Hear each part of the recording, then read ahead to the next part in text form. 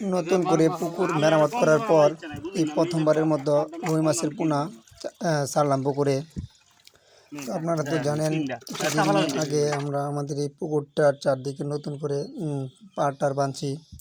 পুকুরের চারদিকে অনেক গাছপালা ছিল, এগুলো সবগুলো কেটে সুন্দর করে পুকুরের থেকে মাটি উত্তোলন করছিলাম।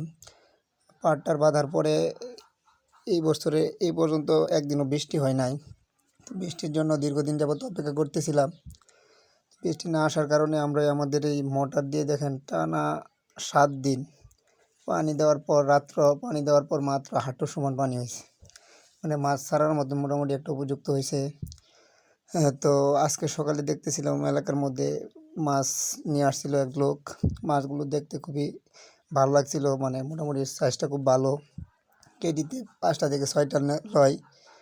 তো পছন্দ হওয়ার কারণে মাছগুলো ছেড়ে দিলাম পুকুরের মধ্যে। তো ভাই মোট 11 কেজির মতন মাছ আনছিল, সবগুলোই আমরা ইনশাল্লাহ পুকুরে ছেড়ে দিয়েছি। তো সামনে আরও ইনশাল্লাহ অনেকগুলো মাছ ছাড়বো।